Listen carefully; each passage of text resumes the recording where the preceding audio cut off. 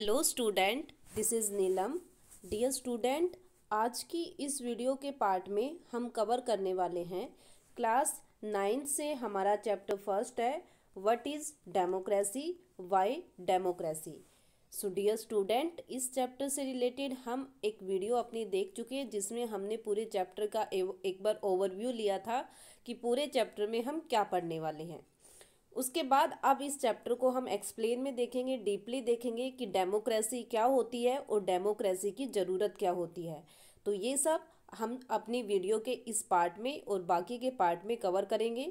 सो dear student, start करते हैं। तो हमें दे रखा है what is democracy, what are its features. This chapter build on a simple definition of democracy. मतलब डेमोक्रेसी क्या होती है, डेमोक्रेसी की फीचर्स क्या क्या है, क्या मेन बातें होती है डेमोक्रेसी में, ये सब हम इस चैप्टर में पढ़ेंगे। Step by step we work out the meaning of the term involved in this definition. और हर टर्म्स के बारे में जो डेमोक्रेसी में यूज होती है तो उन टर्म्स को अच्छे से देखेंगे, उनके मीनिंग के बारे में, उनकी डेफिनेशन के बारे में भी हम इन्वॉल्व करेंगे।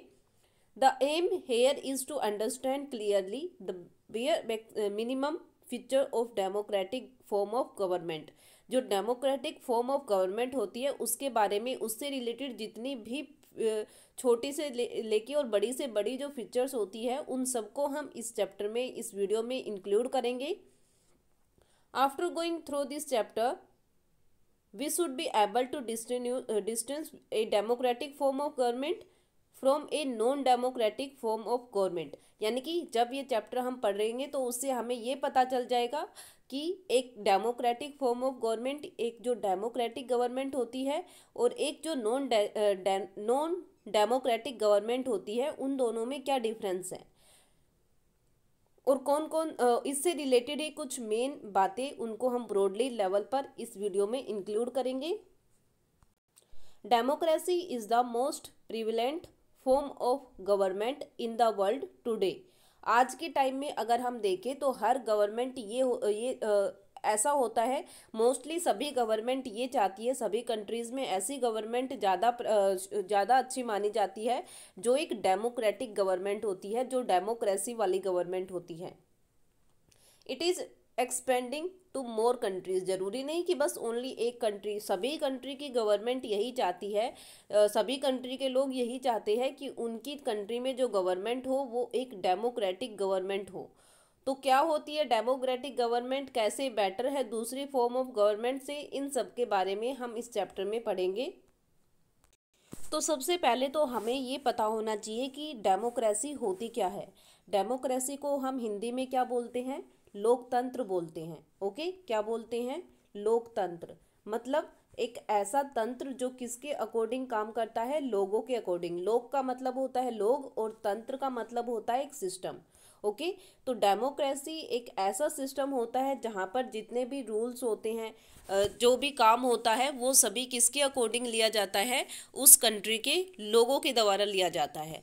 ओके, तो जहाँ पर हर डिसीजन, मतलब कंट्री के लिए अगर डिसीजन लिया जा रहा है, एक पूरी कंट्री के लिए डिसीजन लिया जा रहा है, उस कंट्री में रहने वाले लोगों के लिए कोई डिसीजन लिया जा रहा है, तो ज़रूरी है कि उस कंट्री के जितने भी पर्सन हैं जो उस कंट्री में रह रहे हैं उनसे भी डिस्कस किया जाए, उनके भी रिप्रेजेंटेटिव को उस डिसीजन मेकिंग बॉडी में इंक्लूड किया जाए, ताकि लोग क्या चाहते हैं क्या नहीं चाहते इसके बारे में पहले से ही पता चल जाए और जो भी डिसीजन आए उसको सभी लोग अच्छे से फॉलो करें।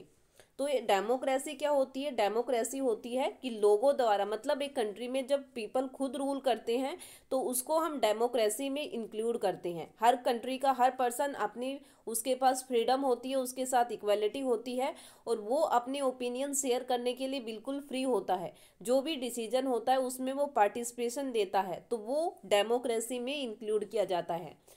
जैसे इंडिया एक डेमोक्रेटिक कंट्री है। ओके, और होता क्या है इंडिया में कि जो इंडिया के लोग होते हैं, इंडिया के जो पीपल्स है, वो सभी क्या करते हैं कि अपने रिप्रेजेंटेटिव को सिलेक्ट करते हैं, क्योंकि इंडिया इतनी बड़ी कंट्री है, इतने ज़्यादा लोग हैं, तो सभी अगर रूल करने लग जाए तो सब अपने अकॉर्डिंग देखेंगे कि उनको जो ज़्यादा सूटेबल लगेगा, एक पर्सन को कोई चीज़ ज़्यादा इंपॉर्टेंट लगती है, दूसरे को नहीं लगती। इसलिए क्या होता है कि हर पर्सन अपना एक रिप्रेजेंटेटिव सिलेक्ट करता है और वो रिप्रेजेंटेटिव उनके लिए वोटिंग होती है। वोटिंग के बाद इलेक्शन होते हैं, इलेक्शन में वोटिंग होती है और उसके बाद फिर जिसको भी सबसे ज़्यादा पर्सन इलेक्ट करेंगे, जिसके पास सबसे ज़्यादा मेजोरिटी वोट आएगी, वो उन पीपल्स का क्या बन जाएगा, रिप्रेजेंटेटिव बन जाएगा। और वो रिप्रेजेंटेटिव कहाँ पर काम करेगा, गवर्नमेंट में काम करेगा। ओके, अब जो जिस पीपल को, जिस पर्सन को उन्होंने एज ए रिप्रेजेंटेटिव इलेक्ट किया है, चुना है, उसका काम होगा कि उसकी एरिया, जिन लोगों ने उसे चुना है, अपने रिप्रेजेंटेटिव को चुना है, तो वो रिप्रेजेंटेटिव, अब उसकी रिस्पॉन्सिबिलिटी होगी कि उन सभी लोगों के बारे में देखना, उन जो भी डिसीजन आ रहा है उससे उन लोगों पर क्या इफेक्ट पड़ेगा उसके बारे में सोचना, अपनी रिस्पॉन्सिबिलिटी कंप्लीट करना, ये सब उस रिप्रेजेंटेटिव की रिस्पॉन्सिबिलिटी होगी। ओके, तो एक डेमोक्रेसी में क्या होगा कि जो पीपल होंगे कंट्री के, वो अपने रिप्रेजेंटेटिव को सिलेक्ट करेंगे, अपने में से ही एक रिप्रेजेंटेटिव हो सकता है। ये तो हम ओनली एक एरिया की बात कर रहे हैं, अलग अलग एरिया से, अलग अलग कॉन्स्टिट्यूएंसी से अलग अलग पर्सन होती है, अलग अलग रिप्रेजेंटेटिव होती हैं और वो सिलेक्ट किए जाते हैं, इलेक्ट किए जाते हैं वहाँ की पॉपुलेशन के अकॉर्डिंग। जो वहाँ की पॉपुलेशन होगी वो इलेक्ट करेगी और वही जो पर्सन है उनके बिहाफ पर काम करेंगे गवर्नमेंट में। तो यहाँ पर हमें डेमोक्रेसी के बारे में दे रखा है कि जो डेमोक्रेसी वर्ड है वो किससे आया है, डेमोक्रेटिया से आया है। एक ग्रीक लैंग्वेज का वर्ड है, कौन सा, डेमोक्रेटिया, तो उससे हमारा वर्ड कौन सा आया है, डेमोक्रेसी। तो अगर आपसे पूछे कि डेमोक्रेसी किस लैंग्वेज का वर्ड है, तो ये किस लैंग्वेज का वर्ड है, ग्रीक लैंग्वेज का। और ग्रीक लैंग्वेज का कौन सा वर्ड है जिससे ये बना है, तो वो वर्ड कौन सा है, डेमोक्रेटिया। और डेमोक्रेटिया में डेमोस का मतलब होता है पीपल और क्राटिया का मतलब होता है रूल, मतलब एक ऐसे एरिया या एक ऐसी फॉर्म ऑफ गवर्नमेंट जहाँ पर रूल कौन करेगा, पीपल रूल करेंगे। ओके, तो डेमोक्रेटिया से बना है डेमोक्रेसी और जिसका मतलब होता है डेमोस का मतलब होता है पीपल और क्रेटिया का मतलब होता है रूल। तो ये वर्ड टोटल हमारे पास बन जाता है।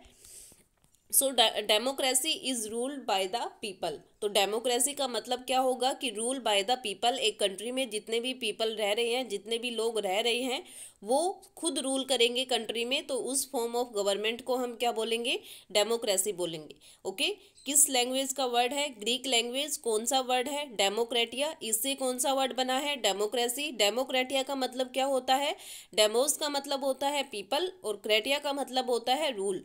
और डेमोक्रेसी का मतलब हो गया, democracy is ruled by people. Okay, तो यहाँ पर हमें डेमोक्रेसी का मीनिंग पता चल गया। डेमोक्रेसी का मीनिंग होता है, democracy is a form where rule by the people, यानी कि कंट्री के जो लोग होंगे वो रूल करेंगे। सो एक डेमोक्रेटिक कंट्री में जो सबसे मेन बात होती है वो ये होती है कि डेमोक्रेटिक गवर्नमेंट में जो डेमोक्रेटिक में नहीं, जो डेमोक्रेसी होती है, जितनी भी कंट्री डेमोक्रेटिक कंट्री है, तो वहाँ पर क्या होता है, सबसे मेन बात ये मानी जाती है कि वहाँ की जो गवर्नमेंट होती है उसको कौन चूज़ करता है, उसको कौन सिलेक्ट करता है, उस कंट्री के पीपल खुद उस गवर्नमेंट को चूज़ करते हैं। ओके, कहाँ पर, सभी डेमोक्रेटिक कंट्रीज़ में, जितनी भी डेमोक्रेटिक कंट्री है वहाँ पर अपनी गवर्नमेंट को, उन कंट्री की गवर्नमेंट को कौन चूज़ करेगा, उस कंट्री के पीपल।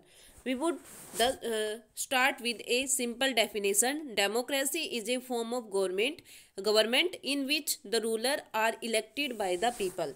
मतलब डेमोक्रेसी एक ऐसी फॉर्म ऑफ गवर्नमेंट है जहाँ पर रूलर को कौन इलेक्ट करता है, उस कंट्री के पीपल इलेक्ट करते हैं।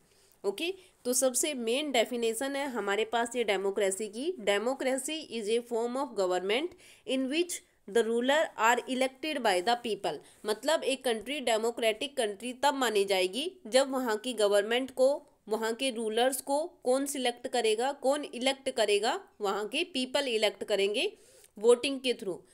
जो भी कैंडिडेट होगा, जो भी उम्मीदवार होगा, उनके लिए वोटिंग की जाएगी। वोटिंग के बाद जिसको भी सबसे ज़्यादा वोट मिलेंगे, कंट्री की सबसे ज़्यादा पॉपुलेशन जिस पर्सन को वोट देगी सबसे ज़्यादा, उसी पर्सन को गवर्नमेंट में लाया जाएगा। और जिसको कम वोट मिलेंगे, दूसरे पर्सन से, वो गवर्नमेंट में नहीं आएगा। तो डेमोक्रेसी एक ऐसी फॉर्म ऑफ गवर्नमेंट होती है जहां पर रूलर को कौन इलेक्ट करता है, उस कंट्री के पीपल इलेक्ट करते हैं। तो ये सबसे इम्पोर्टेंट पार्ट है हमारा डेमोक्रेसी की डेफिनेशन। उसके बाद हमारे पास आता है this is useful starting point. The definition allow us to separate democracy form of government that are clearly non-democratic. The army ruler of Myanmar was not elected by the people. मतलब ये बात जो हमने अभी डेफिनेशन देखी है, यही definition हमें ये बता देगी कि कौन सी कंट्री एक डेमोक्रेटिक कंट्री मानी जाएगी और कौन सी कंट्री एक डेमोक्रेटिक कंट्री नहीं मानी जाएगी। तो जैसे म्यांमार का यहाँ पर एग्जाम्पल दे रखा है, म्यांमार में क्या होता है कि वहाँ पर जो रूलर होते हैं, आर्मी रूलर होते हैं, वो were not elected by the people. Myanmar के पीपल उनको इलेक्ट नहीं करते हैं। ओके, दोज वो happen to be in control of army because the ruler of country. तो म्यांमार में क्या होता है कि पूरा कंट्रोल किसके पास होता है, आर्मी के पास होता है, ना कि वहाँ की पॉपुलेशन के पास। जैसे डेमोक्रेसी में होता है ना, डेमोक्रेसी में तो क्या होता है कि जितना भी जो भी काम होता है, जो जिसको भी हम गवर्नमेंट में जिसको भी हम रूलर सिलेक्ट करेंगे, इलेक्ट करेंगे, वो उस कंट्री के पीपल करेंगे, और वो भी सभी पीपल, चाहे वो रिच हो पुअर हो, नो मैटर उसमें कोई भी इंक्लूड है या नहीं। हर पर्सन को जो भी जिसकी भी एज 18 ईयर या उससे ज़्यादा होगी उसको वोटिंग राइट मिलेगा और वो वोट करेंगे, और उसके बाद जिसको भी मेजोरिटी वोट मिलेगी वही पर्सन जीतेगा और वही रूलर बनेगा। लेकिन म्यांमार में ऐसा नहीं है। वहाँ पर जो गवर्नमेंट होती है वो किसके कंट्रोल में काम करती है, आर्मी के कंट्रोल में काम करती है। पीपल हैड नो से इन दिस डिसीजन। वहाँ के जो पीपल है, म्यांमार के जो लोग हैं, उनको इस डिसीजन में कि कौन उनका रूलर होगा कुछ भी बोलने का हक नहीं होता। Dictator like Pinochet can are not elected by the people. वहाँ पर जो डिक्टेटर्स होते हैं उनको वहाँ के पीपल इलेक्ट नहीं करते। This also apply to monarchy. ठीक है, वहाँ पर मोनार्की अप्लाई, हम ये मान सकते हैं कि वहाँ पर मोनार्की चलती है, क्योंकि मोनार्की में क्या होता है कि जो किंग होता है वो रूल करता है, और किंग कभी भी अपने बारे में मतलब किसको किंग बनाना है किसको नहीं बनाना, तो उसके बारे में कभी भी जो कंट्री की पॉपुलेशन है, कंट्री के लोग हैं, उनको कोई भी ये डिसीजन लेने का राइट नहीं होता। तो हम मान सकते हैं कि वहाँ पर मोनार्की ज़्यादा अप्लाई होती है, डेमोक्रेसी नहीं होती। The king of Saudi Arabia rule not because the people have chosen them to do so, but because they happen to be born into the royal family. अब बात करते हैं यहाँ पर सऊदी अरेबिया की। जो सऊदी अरेबिया है उसमें क्या होता है कि वहाँ का जो रूलर होता है, ठीक है, उसको पीपल सिलेक्ट करते हैं। ठीक है, ये बात हमने मान ली कि वहाँ के जो पीपल होते हैं वो सिलेक्ट करते हैं, लेकिन प्रॉब्लम क्या है, लेकिन वहाँ पर कंडीशन ये लगा दी कि बस वही कैंडिडेट, वही पर्सन, वही कैंडिडेट एक रॉयल फैमिली से ही होगा। मतलब जो किंग है, किंग की फैमिली से ही कैंडिडेट आगे आएगा और उसी कैंडिडेट के लिए वोट होगी। समझ आ गया? मतलब अलग से हमारी कंट्री में तो क्या होता है कि हमें नहीं पता कि हम जिस पर्सन को इलेक्ट करने वाले हैं कि वो उसकी कंडीशन क्या होगी, वो कहाँ वो किंग होगा या नहीं होगा। वहाँ पर क्या है कि पहले से ही मोनार्की चल रही है, किंग सिस्टम वहाँ पर है कि किंग रूल करता है। वहाँ के पर्सन को ये सिलेक्ट करने का,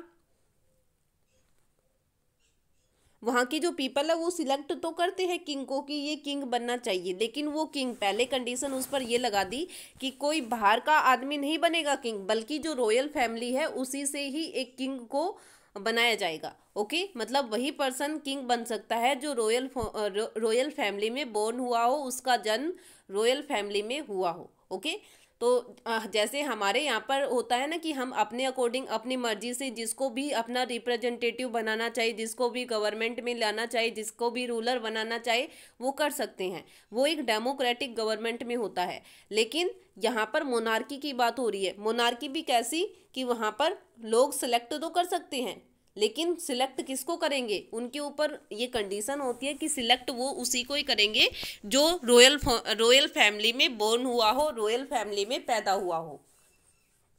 this simple definition is not adequate. जो डेफिनेशन हमने देखी है वो पूरी नहीं है। जो हमने देखा कि जो पर्सन है वो अपने रूलर को इलेक्ट करेंगे डेमोक्रेसी में, तो ये एडिक्वेट नहीं है, इससे ज़्यादा भी डेमोक्रेसी में इंक्लूड होता है। It remind us that democracy is people rule. ये हमें पता है अच्छे से, डेमोक्रेसी में पीपल रूल होता है, but if we use this condition in an unthinking manner we would end up calling almost every government that hold an election a democracy। तो सबसे मेन बात तो ये होगी कि डेमोक्रेटिक कंट्री हम उसे बोलेंगे जहां पर हर गवर्नमेंट एक इलेक्शन होल्ड करेगी, इलेक्शन के बाद जो भी जीतेगा वो गवर्नमेंट में आ जाएगा, वो पर्सन रूल करेगा। ओके, हमारी डेफिनेशन के अकॉर्डिंग तो हमने ये बता दिया, ये बताती है हमारी डेफिनेशन, लेकिन ये डेफिनेशन अपने आप में कंप्लीट नहीं है, इसमें और भी बातों को हम इंक्लूड करेंगे जो एक डेमोक्रेटिक गवर्नमेंट के लिए होनी बहुत ज़रूरी है। इसके साथ ये तो होगी, साथ में और भी कुछ बातें होंगी जो एक डेमोक्रेटिक गवर्नमेंट में होनी बहुत ज़रूरी है। उसके बाद हमारे पास आता है every government in contemporary world want to be called a democracy even if it not so. हो सकता है कि बस ओनली एक बात को फॉलो करके वो डेमोक्रेटिक गवर्नमेंट बन जाए, लेकिन ये जरूरी तो नहीं।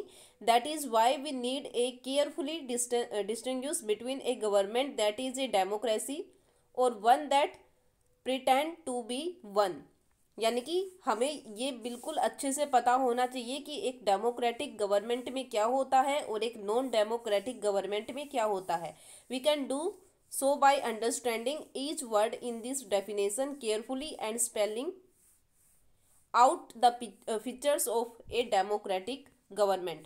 तो इसलिए हम इसकी डेफिनेशन को एक बार दोबारा से देखेंगे और उसकी हर एक बात को अच्छे से उसकी जो फीचर्स हैं उनको भी अलग से देखेंगे कि एक डेमोक्रेटिक गवर्नमेंट में कौन कौन सी फीचर्स होनी चाहिए। अगर वो सभी फीचर्स अवेलेबल है तो उसको डेमोक्रेटिक गवर्नमेंट माना जाएगा, अदरवाइज वो डेमोक्रेटिक गवर्नमेंट नहीं होगी।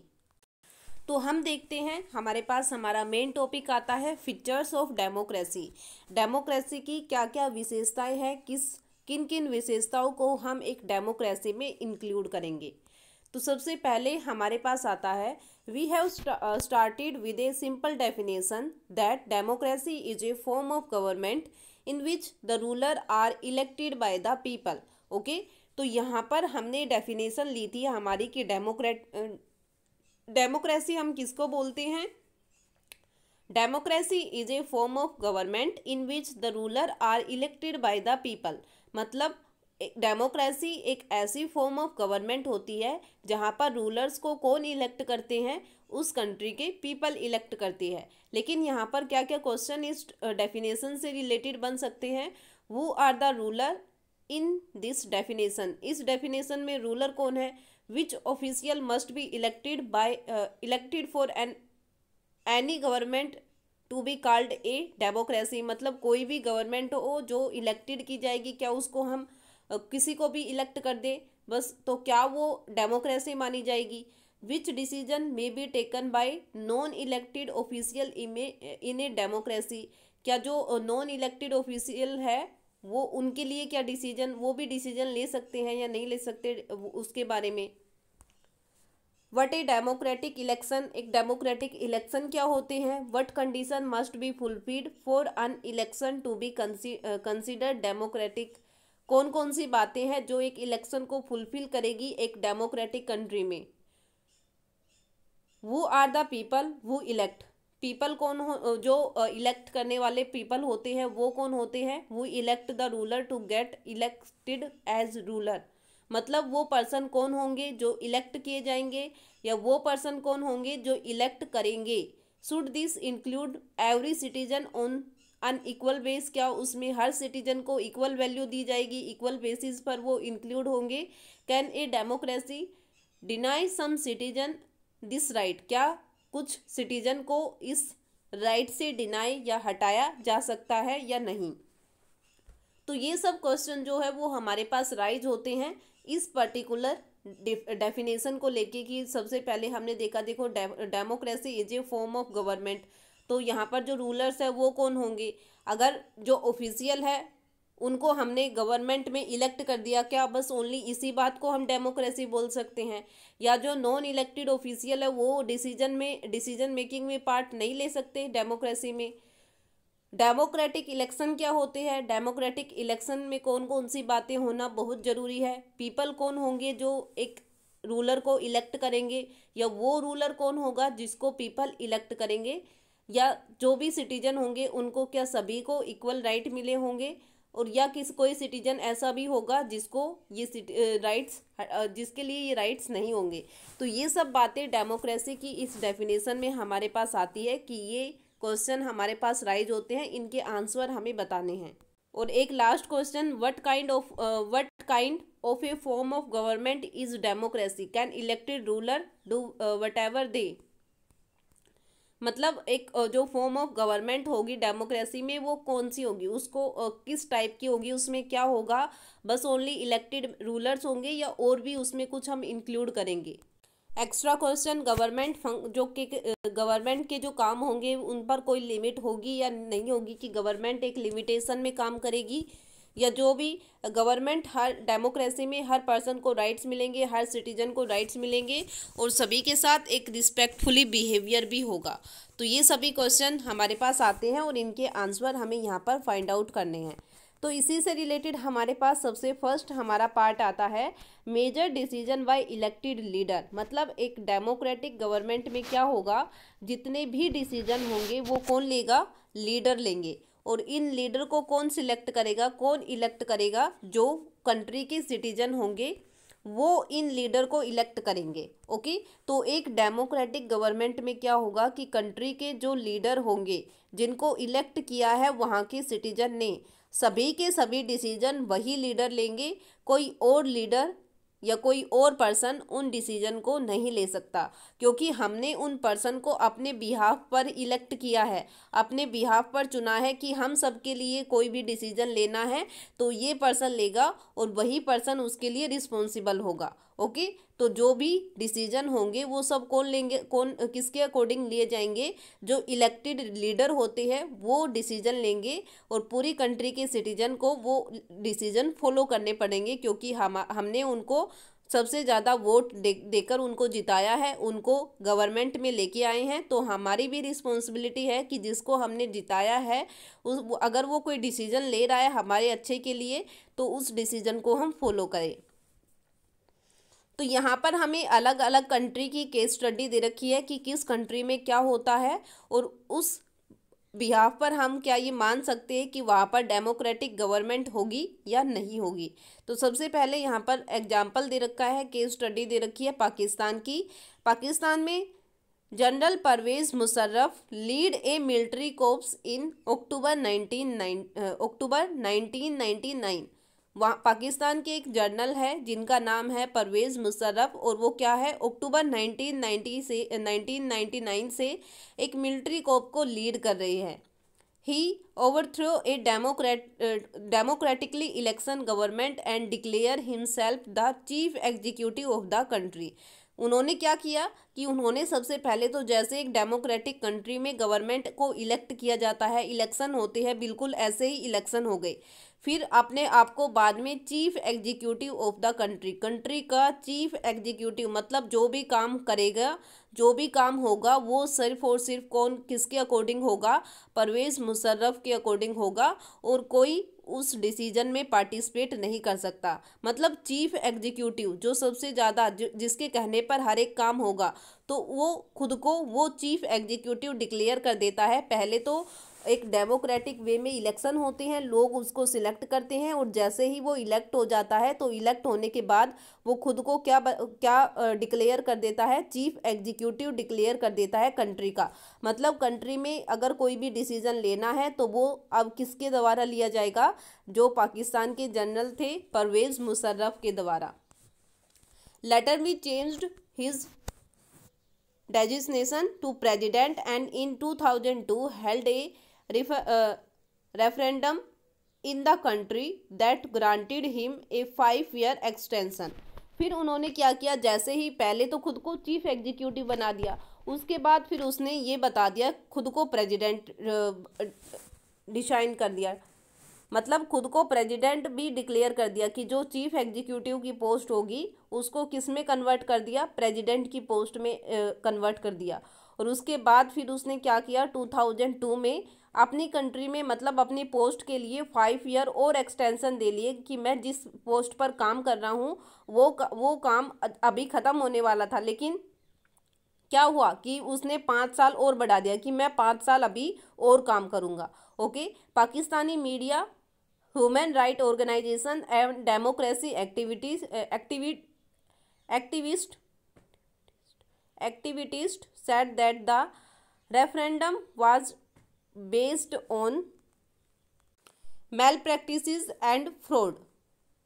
उसके बाद उसने क्या किया कि जो पाकिस्तानी मीडिया थी, ह्यूमन राइट ऑर्गेनाइजेशन थे या जो डेमोक्रेसी एक्टिविटिस्ट थे, उन सबको क्या किया, उन सब के ऊपर बर्डन डाला कि पाकिस्तान में अब आज से मतलब ओनली वही होगा जो वहाँ के प्रेसिडेंट मतलब जो जनरल परवेज़ मुशर्रफ थे, जो वो चाहेंगे वही होगा। उसके अलावा पाकिस्तानी मीडिया या कोई ह्यूमन राइट ऑर्गेनाइजेशन या जो एक्टिविटिस्ट होते हैं वो कुछ नहीं करेंगे डेमोक्रेसी से रिलेटेड। जो भी काम होगा, जो भी डिसीजन लिया जाएगा वो प्रेसिडेंट के अकॉर्डिंग लिया जाएगा और वही डिसाइड करेंगे कि कंट्री में क्या करना है और क्या नहीं करना। उसने जो भी फ्रॉड और जो भी गलत बिहेव लोगों के साथ किया, जो भी गलत काम किए, उन सबको मीडिया से दूर रखा कि मीडिया उसके बारे में कोई भी इंफॉर्मेशन पाकिस्तान के लोगों को नहीं देगा। In August 2002 he issued a legal framework order that amend the constitution of Pakistan. फिर उसने अगस्त 2002 में क्या किया कि एक लीगल फ्रेमवर्क ऑर्डर बनाया, जिसकी वजह से जो कॉन्स्टिट्यूशन था पाकिस्तान का उसको बिल्कुल पूरी तरह बदल दिया गया, उसमें कुछ चेंजेस कर दिए गए। According to this order the president can dismiss the national and provisional assembly. और उस ऑर्डर में क्या बताया गया कि प्रेसिडेंट क्या कर सकता है कि किसी भी नेशनल या प्रोविंशनल असेंबली को डिसमिस कर सकता है।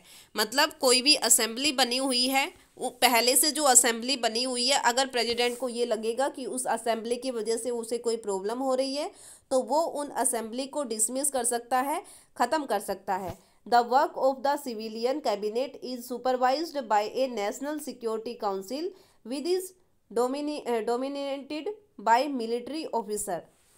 जो कैबिनेट, सिविलियन कैबिनेट की सुपरवाइजरी होगी वो एक नेशनल सिक्योरिटी काउंसिल करेगी और उसको कौन देखेगा, मिलिट्री ऑफिसर्स देखेंगे। After passing the law election were held to the national and provincial assembly. ये लॉज पास होने के बाद इलेक्शन हुए, इलेक्शन नेशनल लेवल पर और जो प्रोविंस होती है उस लेवल पर। So Pakistan has had election, elected representative have some power। लेकिन फिर भी उसके बाद पाकिस्तान के जो पर्सन थे वो इलेक्शन में पार्टिसिपेट कर सकते थे, अपने रिप्रेजेंटेटिव को इलेक्ट कर सकते थे जिनके पास थोड़ी सी पावर होगी। But the final power rested with military officer and general Musharraf himself. लेकिन जो फाइनल पावर होगी वो किसके पास होगी, या तो मिलिट्री ऑफिसर्स के पास होगी या फिर जो जनरल परवेज़ मुशर्रफ थे उनकी खुद के पास। ठीक है, मतलब अगर रिप्रेजेंटेटिव कोई डिसीजन लेते भी है और वहाँ के जनरल परवेज़ मुशर्रफ और मिलिट्री ऑफिसर उसके अगेंस्ट है, वो नहीं चाहते कि वो डिसीजन लिया जाए, तो वो डिसीजन कैंसिल हो जाएगा क्योंकि प्रेसिडेंट जो थे उसके पास सबसे ज़्यादा पावर है, वही जो डिसीजन लेगा वो फाइनल होगा। रिप्रेजेंटेटिव के पास इतनी पावर नहीं होगी कि वो प्रेसिडेंट के डिसीजन को हटा सके।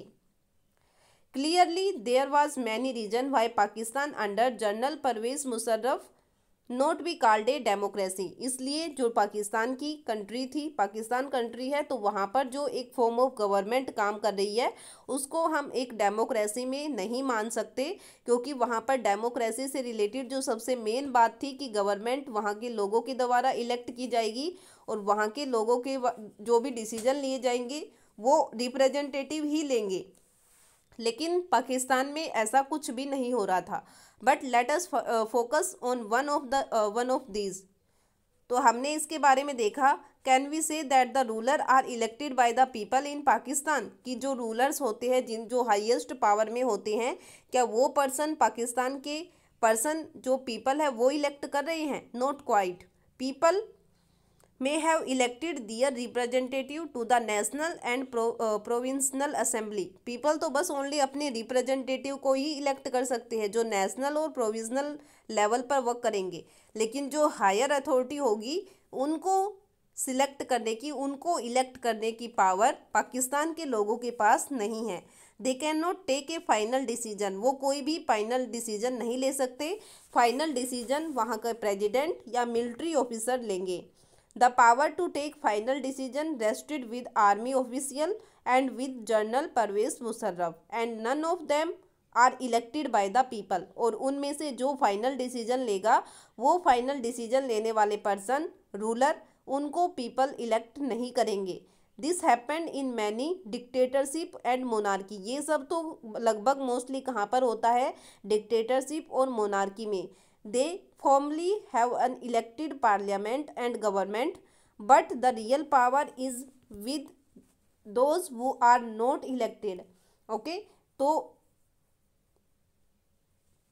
जो पार्लियामेंट होती है, जो गवर्नमेंट होती है, उसमें कुछ इलेक्टेड पर्सन तो होते हैं लेकिन उनके पास पावर नहीं होती। पावर तो वहाँ के जो नॉन इलेक्टेड पर्सन होते हैं उनके पास ज़्यादा होती है, जैसे जनरल परवेज मुशर्रफ थे या जो मिलिट्री ऑफिसर्स थे उनके पास। In a few country, the real power was with some external power and not with locally elected representative। और ऐसे ही कुछ और भी कंट्री है जहाँ पर बिल्कुल सेम इसी तरह की कंडीशन हमें देखने को मिल जाएगी कि वहाँ पर जो एक्सटर्नल पावर होती है वो ज़्यादा होती है और जो रिप्रेजेंटेटिव के पास जो पावर होती है वो कम होती है। This can not be called people rule. इसको हम ये नहीं मान सकते, इसको हम ये नहीं कह सकते कि वहाँ पर रूल लोगों द्वारा किया जा रहा है। This give us the first feature in democracy, the final decision making power must rest with those elected by the people. तो यहाँ पर सबसे पहली फीचर हमारे पास डेमोक्रेसी की ये आती है कि डेमोक्रेसी में जो भी फाइनल डिसीजन लिया जाएगा, जो भी फाइनल डिसीजन मेकिंग बॉडी होगी वो वही होगी जिसको सिर्फ और सिर्फ किसने इलेक्ट किया है? कंट्री के पीपल ने इलेक्ट किया है। जो एक्सटर्नल पावर होगी उनको कभी भी डिसीजन मेकिंग में पार्टिसिपेशन नहीं मिलेगा। जैसे पाकिस्तान में होता था कि वहाँ के जो प्रेसिडेंट और वहाँ के जो मिलिट्री ऑफिसर्स थे उनके पास पावर थी डिसीजन लेने की, लेकिन अगर हम बात करें एक डेमोक्रेसी की तो डेमोक्रेसी में जो सबसे ज़्यादा पावरफुल बॉडी होगी जो डिसीजन लेगी वो सिर्फ और सिर्फ वही लेगी, वही गवर्नमेंट लेगी, वही पीपल लेंगे, वही रिप्रेजेंटेटिव लेंगे जिनको कंट्री के सिटीजन ने इलेक्ट किया है वोट करके। जिसको भी सबसे ज़्यादा वोट मिली है वो गवर्नमेंट में आएंगे और गवर्नमेंट में आने के बाद वो डिसीजन ले सकते हैं। बाकी किसी को भी डिसीजन लेने की कोई परमिशन नहीं होगी। उसके बाद हमारे पास सेकंड फीचर आती है free and fair electoral competition. मतलब सबसे मेन बात थी कि जो पीपल है वो इलेक्ट करते हैं रूलर्स को। अब इलेक्ट करने के लिए तो हमें क्या करना पड़ेगा? इलेक्शन करने पड़ेंगे। तो उसी इलेक्शन में जो इलेक्शन हम करा रहे हैं वो बिल्कुल फ्री और फेयर होने चाहिए। किसी का कोई भी कंट्रोल नहीं होना चाहिए, कोई भी गलत बिहेवियर इलेक्शन में फॉलो नहीं होना चाहिए। तो ये डेमोक्रेसी की सेकंड फीचर में आता है। तो फर्स्ट फीचर हम देख चुके हैं कि डिसीजन मेकिंग पावर जो होगी वो सिर्फ और सिर्फ उन्हीं लोगों के पास होगी जिनको कंट्री के सिटीजन ने इलेक्ट किया है। ओके, और दूसरी फीचर है हमारे पास कि इलेक्शन जो होंगे वो बिल्कुल फ्री और फेयर होंगे। इलेक्शन कंपटीशन जो होंगे वो बिल्कुल फ्री और फेयर होंगे। तो इसके बारे में हम अपनी वीडियो के नेक्स्ट पार्ट में कवर करेंगे। आज के पार्ट में हम बस ओनली यही फीचर इंक्लूड करते हैं।